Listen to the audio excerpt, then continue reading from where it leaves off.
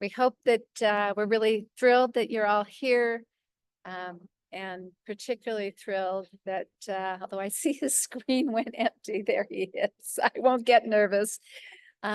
Particularly thrilled to have one of our co-founders, our board chair, and truly a leader around climate and health, Dr. Paul Charlton, who is going to facilitate this workshop and share a passion that I know has inspired him and increased his effectiveness in his communications around climate change, to share that with all of us as we begin the process to build our skills to really more powerfully contribute to the conversation and the advocacy around climate and health. So Dr. Paul Charlton, really I'm so Great. grateful to do this work with you. I'll just say I'm Shelley Mann-Lev, and I'm the Executive Director of Healthy Climate New Mexico.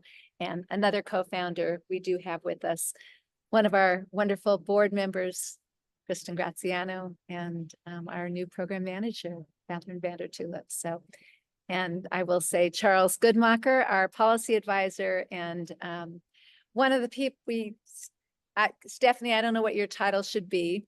And maybe we'll call you the mother of climate and health in New Mexico, or the grandmother of climate and health in New Mexico work. Truly, I mean, Stephanie was here long before any of us were working in this space, and laid the groundwork, Felicia, for the work that you're doing. And I'm sure you know that in the Department of Health. And as you know, each of you I know either has or will contribute tremendously to our movement. So Paul. Great. Well, thank you everybody for joining today. It's wonderful to see you all. I would love to have everybody, if you could take a minute here at the beginning, to put in the chat who you are, where you're based, and then what your role is.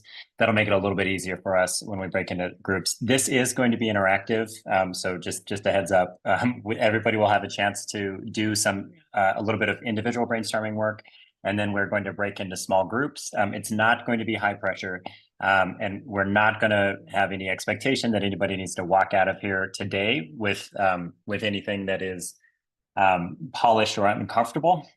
This is a great conversation. So my name is Paul Charlton. I'm an emergency medicine physician. I work for the Indian Health Service. I do direct clinical care for the Indian Health Service, as well as leadership and administrative things at different levels. So I'm based in Gallup. And I think it's worth explaining a little bit more of the context of why this meeting here is happening and why we're all here. And I want to start by saying this is not really where I want to be, and I would rather not be working on this issue.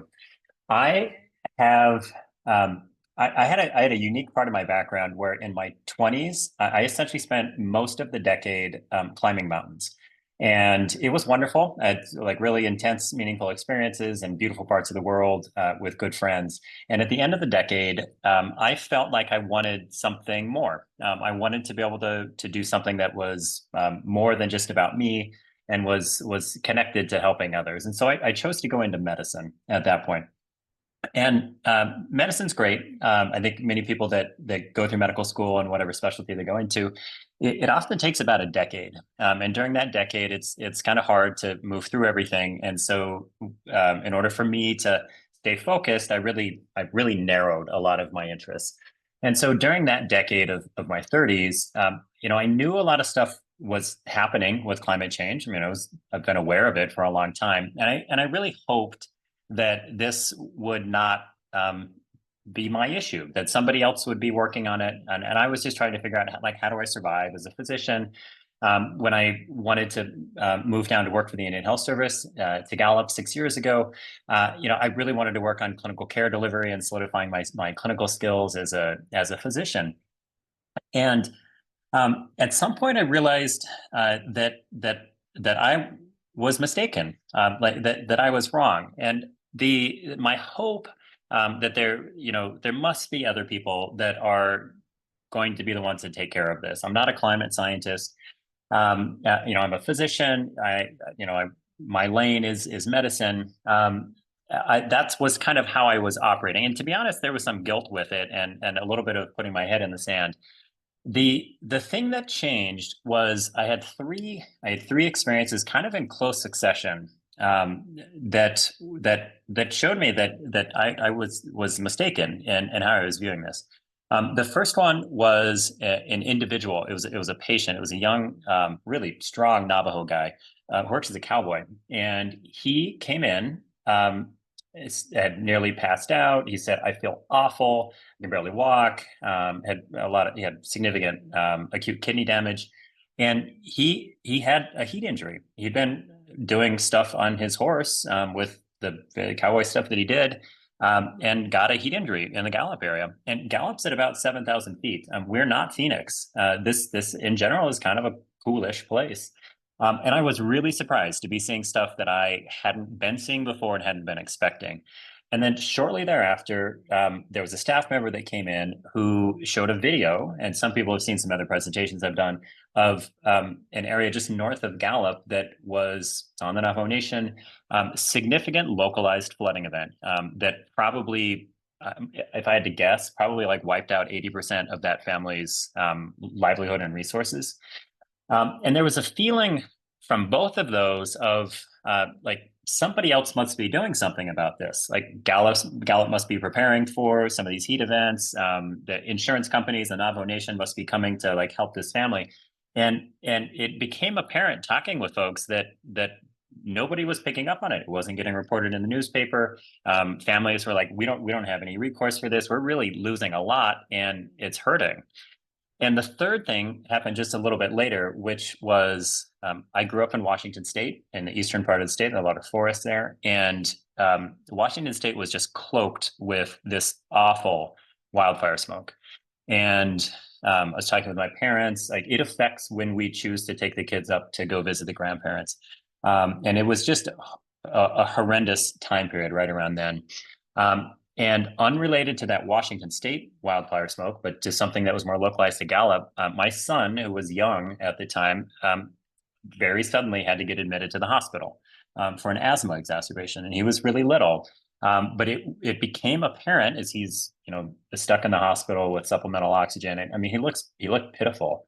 That his life was already really different than my life had been. Like I never had asthma as a kid. I didn't have things that restricted my ability to play outside. I didn't have to cancel stuff that we'd prepped for a really long period of time for these emergency hospital visits. And those three things together sort of said, like, Paul, this is your lane. Like these are my patients that I'm having to take care of. This is my community that I live. This is my family. So things that I used to feel like this is far off, someone else is dealing with it, started to feel a lot more personal. I went into medicine with a desire to be able to serve. And one thing that emergency medicine taught me was if I can gain a skill set that allows me to be able to respond to a situation, like I can lean into that. So when a gunshot wound patient comes in, carried in somebody's arm, like I don't back away from that. I'll step forward to be able to help with that. And that motivated me to look at the climate issues of, well, this is happening. It's happening right here. I need to take some steps to learn more. And so I enrolled in this multi-year program with the University of Colorado, the Diploma of Climate Medicine. And what I found there was my experience was not unique. There are other places that are experiencing that, other healthcare workers that are seeing it. And there are not a lot of other people that have necessarily been focusing in our region on this. So I had shared values of service and a skill set, some reticence about stepping outside of what we had been trained for, but realizing like this is here, it's coming, and nobody is talking about it in some of the communities that we live in. Through the course, I had a chance to kind of process my own grief about just how scary this is, just how unfortunate it is that we're in this situation and how much it's going to hurt. And it's allowed me to move to a point of I've gained a lot of skills. This is my lane. This is our lane. I know a lot about this topic that's rooted in my background in medicine and in public health.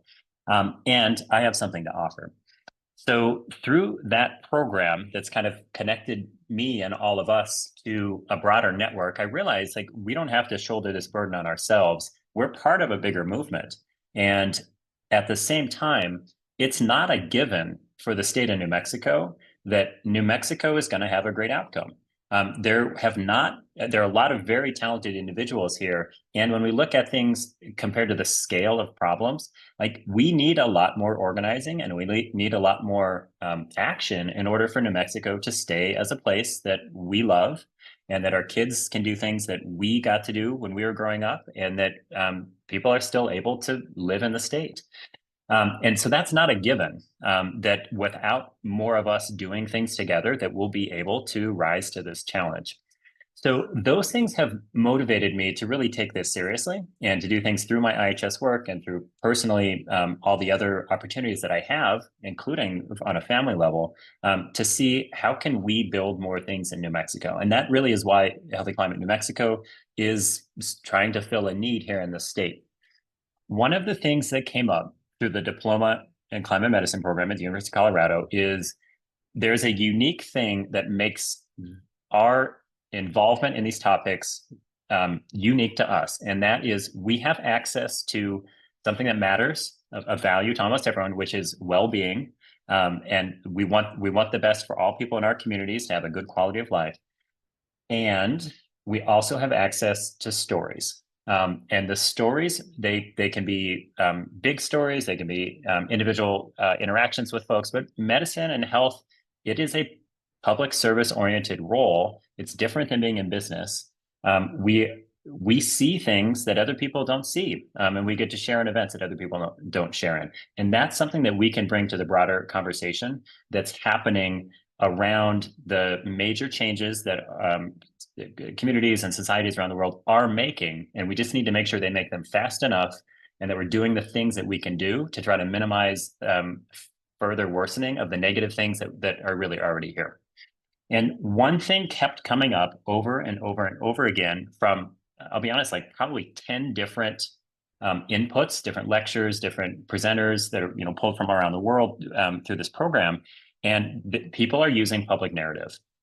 So this is the Marshall Gans approach to how people are linking their stories and their values into what they're doing into the broader sense of the big picture. And so let me share something here. And then we're relatively soon, we're going to move into the individual breakout stuff.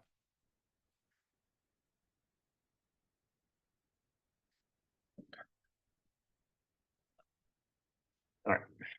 So this is what is talked about a lot, and this is not the only way to approach this. There's a lot of nuance, like public narrative. People will work for long periods of time, like many years, on their own public narrative, their personal approach to their individual public narrative. But we should be aware of this because it is being used effectively, and we can choose to, for individual messaging and communication stuff. It isn't the only thing to use. It is something we should know about.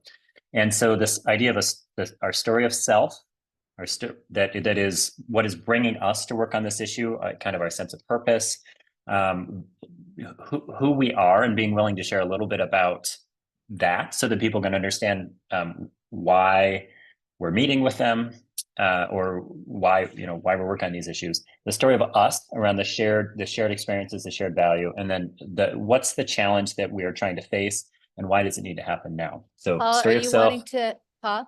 You're Yeah. not on the slide present mode. We're is it- just seeing your opening slide. Oh, hang on. Okay, hang on. Now it says Thank you for click to letting me know. exit full screen. Thanks. Thank you for letting me know. You bet. Why does it do that? You almost had it for a moment. Yes. Slideshow. Screen sharing is paused. I mean, we can see it I'll clearly. get It it. just Yeah, shows your I'll notes. get it here in 1 second. I think it's just a little glitch. I'm curious, while Paul's doing that, has anybody heard of public narrative before? I think about the work, Kristen, that you do around narrative. I don't know if public and narrative, I have to say it was new to me. Anybody familiar with that term? No, great. Well, that means we all get to learn something. Come on. No, it still says paused. Okay, let me share we're just gonna go in this form and I'll make it as big as possible. Yeah, this is great. All right, so story story of self, story of us, story of now. So this is there are a lot of tools out there. So one of the things that we're going to take away from today is what some of those resources are that we can follow up with. This gives an example of the types of questions that as people are starting to develop their own narrative, like what am I telling myself about why I'm doing this? What am I telling my loved ones about why I'm doing this? If I have an elevator pitch about like what brought you in to work on climate change and health issues, I'm going to have some sense of the themes that I might choose to emphasize in that short conversation. And so this is going to be for reference. The slides will be shared but these are some of the types of prompts that we might be thinking of when we're beginning to brainstorm these. Now, let's watch this video, 3 minutes. We're going to watch 3 minutes of the video. And what I'd like you to watch for in this is how does this story of self show up in these first 3 minutes? So what's the source of this person's calling? What are some of the critical decisions that they made? And then the story that he's going to use a couple stories. He will be explicit about the point. Like it's reinforcing something of a common value that the audience who is listening is it's going to resonate with the audience. That's moving from a story of self and being kind of explicit about how it connects with the common values to the story of us. So let's watch 3 minutes of this, and then let me get it up here. And go with that one. I'll just keep it small screen. Sorry, and one question, was that audio synced correctly there? Could you hear it? Did not hear any audio. I didn't. No, Okay. I didn't either. Okay, let me fix that. Here we go.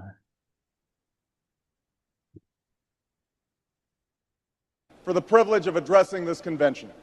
There you go. Tonight is a particular honor for me because, let's face it, my presence on this stage is pretty unlikely. My father was a foreign student, born and raised in a small village in Kenya. He grew up herding goats, went to school in a tin roof shack. His father, my grandfather, was a cook, a domestic servant to the British. But my grandfather had larger dreams for his son. Through hard work and perseverance, my father got a scholarship to study in a magical place, America, that shone as a beacon of freedom and opportunity to so many who had come before. While studying here, my father met my mother. She was born in a town on the other side of the world, in Kansas.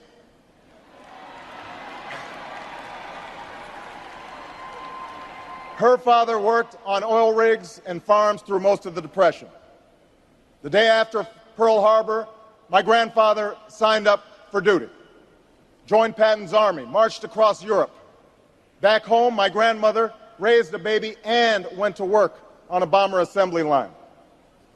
After the war, they studied on the GI Bill, bought a house through FHA, and later moved west, all the way to Hawaii in search of opportunity. And they too had big dreams for their daughter.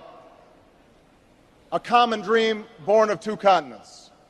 My parents shared not only an improbable love, they shared an abiding faith in the possibilities of this nation. They would give me an African name, Barack, or Blessed, believing that in a tolerant America, your name is no barrier to success. They imagined me going to the best schools in the land, even though they weren't rich, because in a generous America, you don't have to be rich to achieve your potential. They're both passed away now. And yet I know that on this night, they look down on me with great pride. They stand here, and I stand here today, grateful for the diversity of my heritage, aware that my parents' dreams live on in my two precious daughters. I stand here knowing that my story is part of the larger American story, that I owe a debt to all of those who came before me, and that in no other country on earth is my story even possible.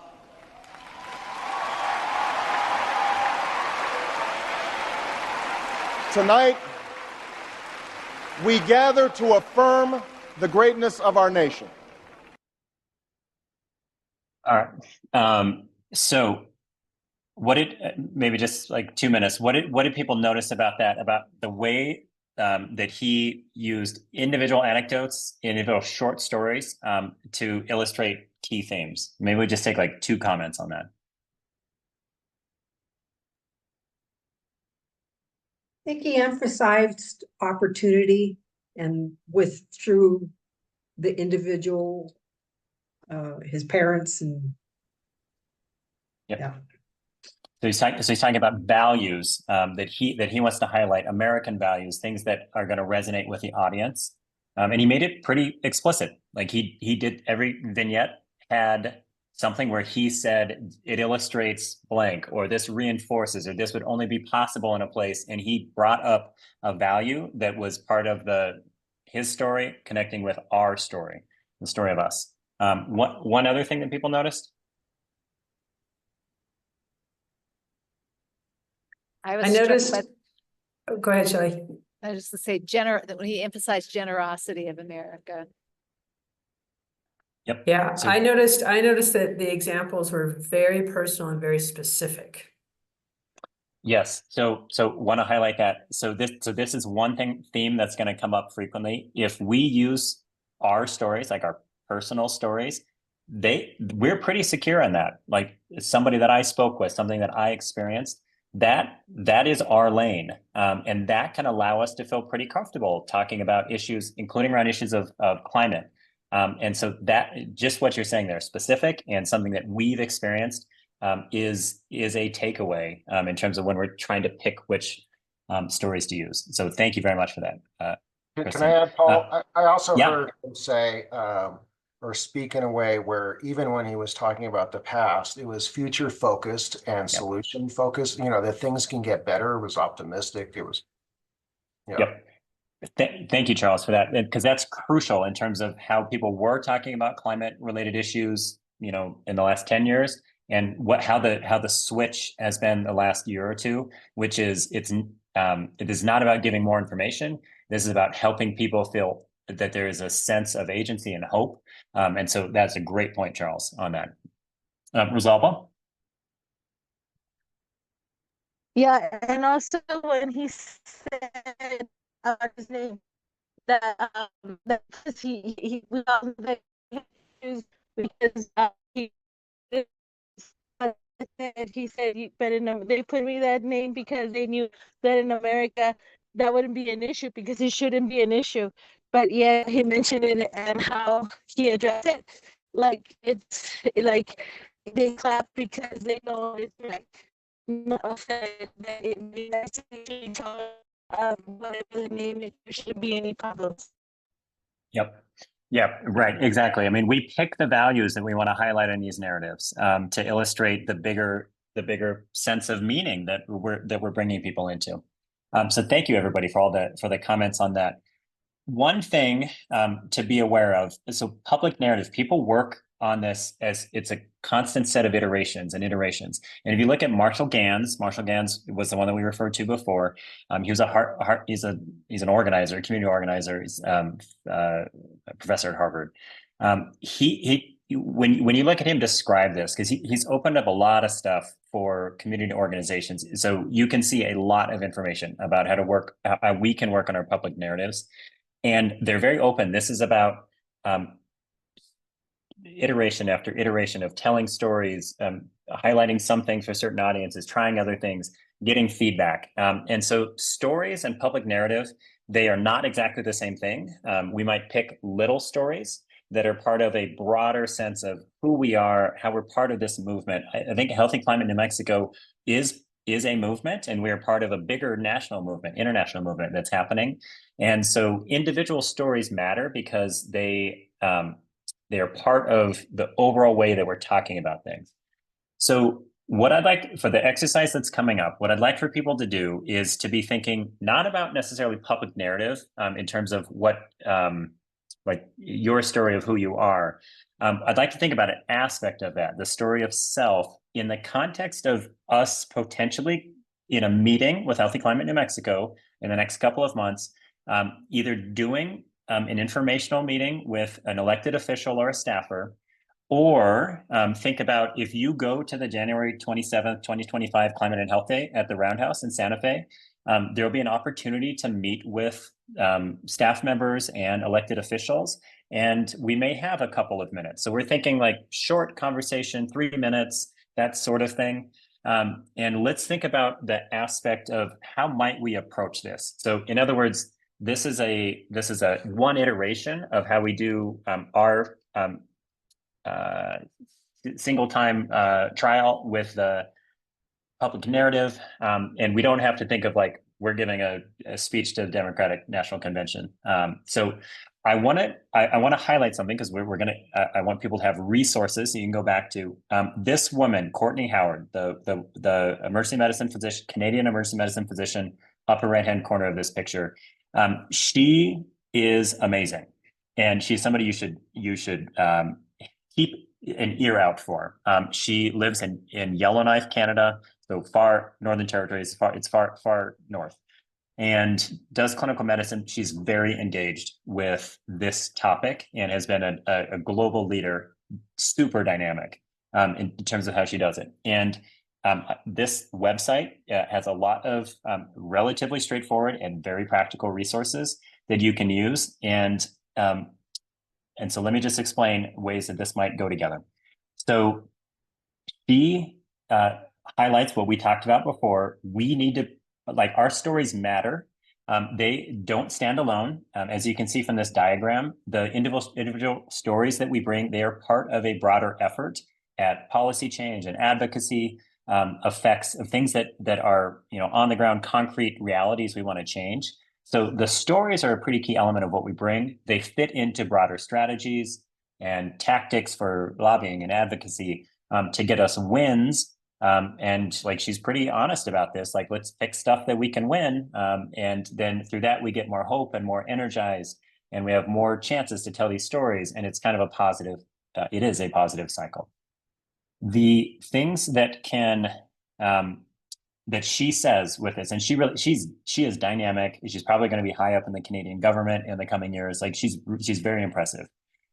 Is she says essentially every time I speak, I use some version of that story of self, story of us, story of now, and you tailor it to a 30-second elevator conversation. It can be longer for the long presentation she gives when she's talking in political environments. She does it every time.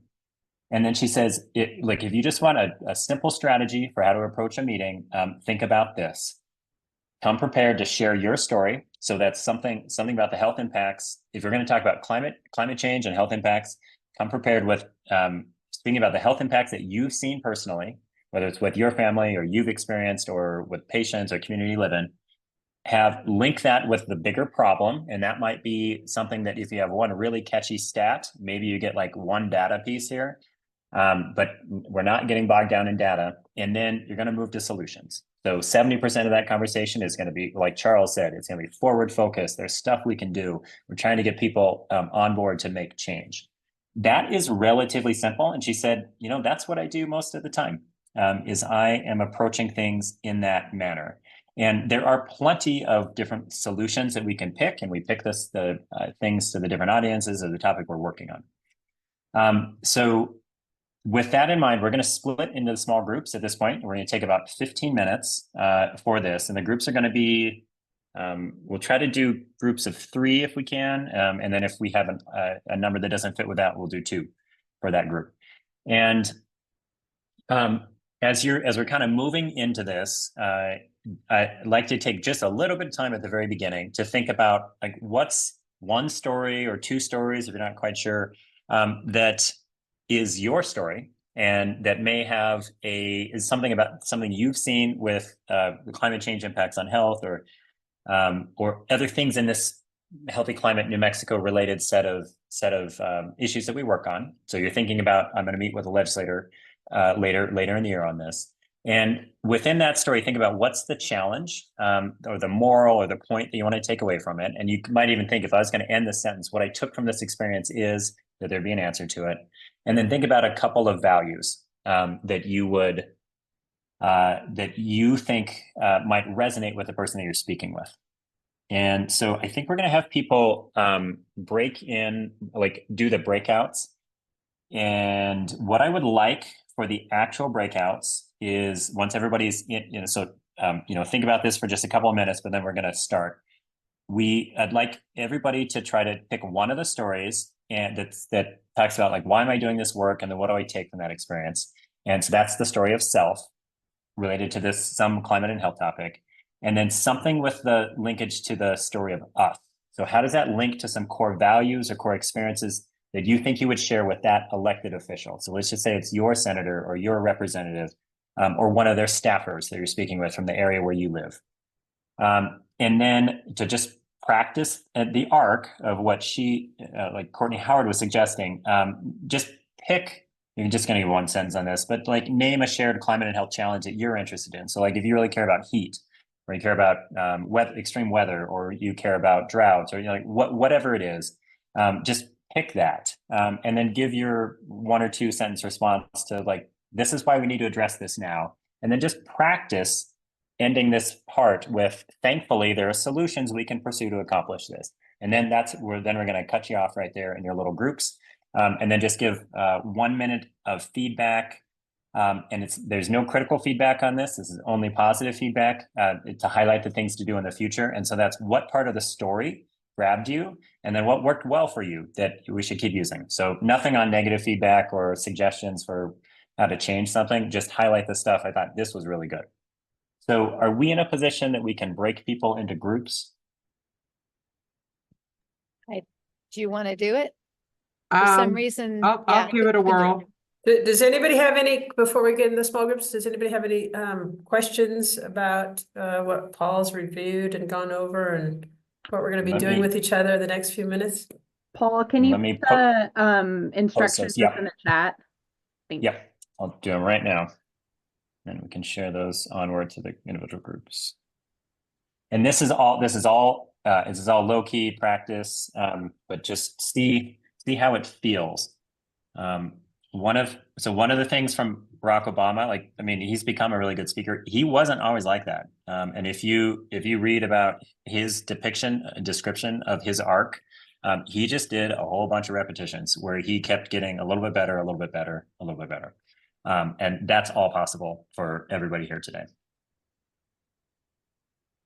I'm doing it, Paul. I'm not sure why, it's kind of weird, but I'm doing it.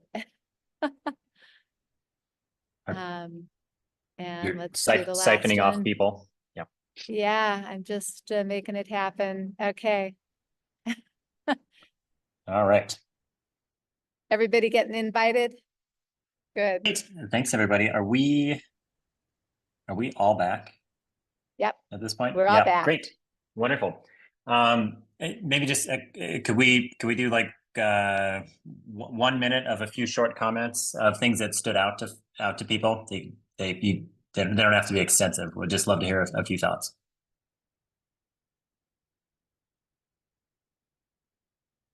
I guess commonality in regions. There's people from all over, not just from New Mexico. So there's, wildfires everywhere, which is not great, but. Yep. The shared experience. Yep. Yeah, and that shared experiences aren't all that different. We talked about wildfire smoke, but we also talked about hurricanes and the thinking about others dealing, having to endure and flooding too, having, how do we help each other? Kind of was a constant threat. Rosalba? Yes, I was had issues with my internet, but you said that you thought that other people were going to do it. So usually when you're doing something that's honorable or that is good, is because nobody else is doing it. So to me, it's like a lot of people, when we do like coalitions and stuff like this, the reason is because nobody else does it. That's how you're thrown into the arena. So I think that this is, that speaks to that. And I really like that. Great. Thank you. Shelley? I just want to say that I was with a couple people who haven't had an experience talking to legislators, and I was just like, this is what, a few minutes of preparation, and I was moved by what both of them said. And that was really powerful to me, that story, like it touches the heart, right? Yeah. Yeah. I mean, we know this, that people hear stories and that's what they remember. But I mean, I have to say, there's some people I'd never met before today, and I will remember you by some of the stories that I heard. And these were impromptu stories that you hadn't rehearsed. And I will remember a number of them. Sarah? I was just gonna say we touched on shared values and healthcare equity and access to care, justice, social justice, environmental justice as being things that everyone can kind of relate to in some way, and so your story can connect with people in that way. Yeah, right. It's the stories that come from us, we know, so we can tailor them because we understand them well. They're our stories, and we can find values that allow us to connect with the us.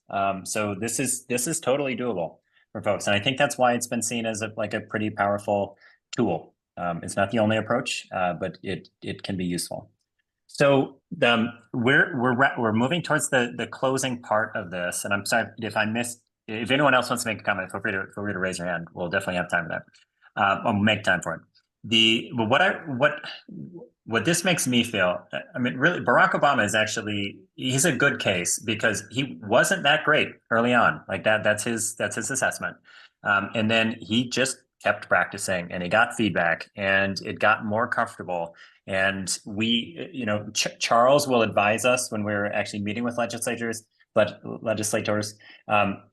one's going to be really short. This one's going to be focused on this thing. So it's kind of like Play-Doh, where we are going to move it into a certain shape as we need. And it's our Play-Doh because we can understand, like, this is my story. These are the values I'm going to emphasize. And that it's part of our bigger narrative of why we're doing this. And it actually, I think, to become more comfortable and people can be pretty effective with it. We all have really unique things to offer that a lot of the other movements that we're part of are asking for. So there's a reason for us to show up at the table because we've got something of value. I would be interested in having us do more of these opportunities for people to practice because it's tough to find opportunities to get feedback. And the more we do it, the more comfortable we'll be. So very much open for suggestions in terms of how Healthy Climate New Mexico can be a place that we can do peer narrative coaching. We're all in this together and we're all learning.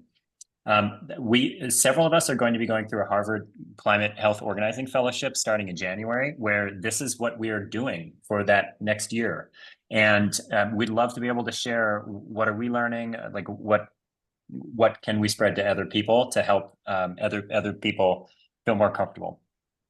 We would love to have a volunteer at the next policy and advocacy work group meeting at each of them, ideally. If somebody would be willing to start with 5 minutes of their own narrative around this as a chance for us to learn more about that, like our colleague in this movement, and also a chance to be able to practice and get some feedback.